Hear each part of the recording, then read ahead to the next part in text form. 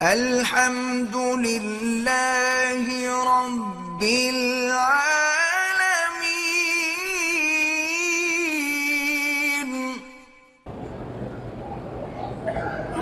کہتا ہے جی کہ ایک دوست نے ایک بیل خریدا دوڑ لگانے والا۔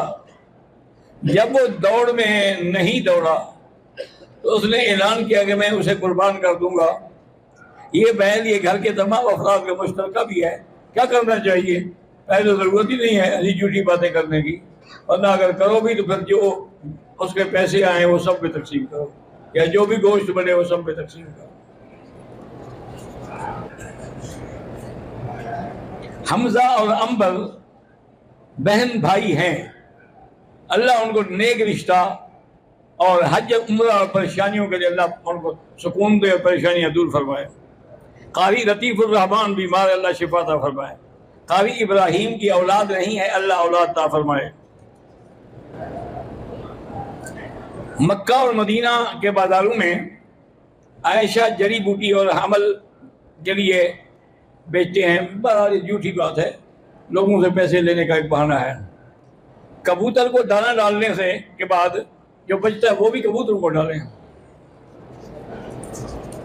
لیکن یاد رکھو کہ کافروں کے لیے شفاعت نہیں ہوگی، یعنی جو آدمی کفر پہ مر گیا، موت کفر پہ آئی، اب اس کے لیے کوئی دوستی، کوئی رشتہ داری، کوئی قرابت، کوئی بدلہ، کوئی فدیہ، کوئی شفاعت، کچھ بھی نہیں کہا۔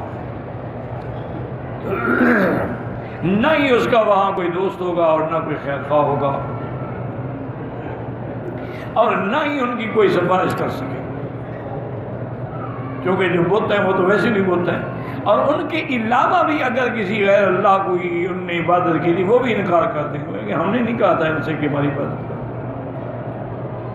البتہ جو مومن ہے، جس کی موت ایمان پہ آئی ہے، اس کو سب چیزیں فائدہ دے گی، رشتہ داری بھی فائدہ دے گی، اس کو شفاعت بھی فائدہ دے گی۔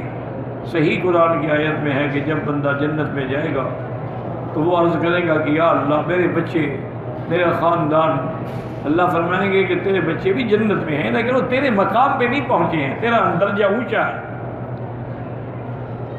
وہ کہے گا کہ یا اللہ میں نے جو دنیا میں عمل کیا ہے تو اپنی اولاد کے لیے بھی تو کرتا تھا، اور آج اگر جنت میں اولاد ہی نہ ملے تو میرے لیے کیا خوشی ہے؟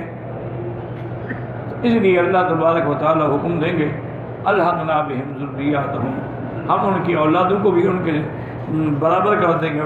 وما علتناہم من اعمالہم من شیء، یہ نہیں کہ ان کے والدین کے اعمال گھٹا کے ان کو نیچے کر دیں گے، ان کو اونچا کر دیں گے، چاہے یہ ان اعمال کو پہنچے یا ان اعمال کو نہ پہنچے۔ تو مومن کے لیے تو قرابت بھی ہوگی، رشتہ داری بھی ہوگی، مومن کے لیے تو انبیاء کی شفاعت بھی ہوگی، اولیاء اللہ کی شفاعت بھی ہوگی، اللہ کے قرآن کی صورتوں کی شفاعت بھی ہوگی، عباد صالحین کی بھی شفاعت۔ مومنوں کے لیے تو سارا کچھ ہوگا، لیکن کافروں کے لیے لا بیع فیہ ولا خلۃ ولا شفاعت۔ یہاں زمزم لے جانے کی اجازت تو نہیں ہے، بالکل اجازت ہے، لیکن ایک حد مقرر ہے۔ یہ نہیں ہے کہ آپ 100 کلو زمزم لے جائیں، اگر ایسا شوق ہے تو اس کو کارگو کے ذریعے بھیج دیں، وہاں پیسے لگتے ہیں نا۔ حرمین میں مقتدیوں کا امام سے آگے بڑھ جاتا، امام اگر آگے ہو مقتدی پیچھے، اس کی نماز نہیں ہوگی۔ اتصال صفوف بھی ضروری ہے، لیکن چونکہ یہاں بلڈنگ اس قسم کی بنی ہوئی ہے، اب جو اوپر والی چھت پہ ان کا اتصال آپ سے تو نہیں ہو سکتا نا۔ مقصد یہ ہے کہ اگر اگلی صفحے نظر آتی ہیں تو اتصال ہے۔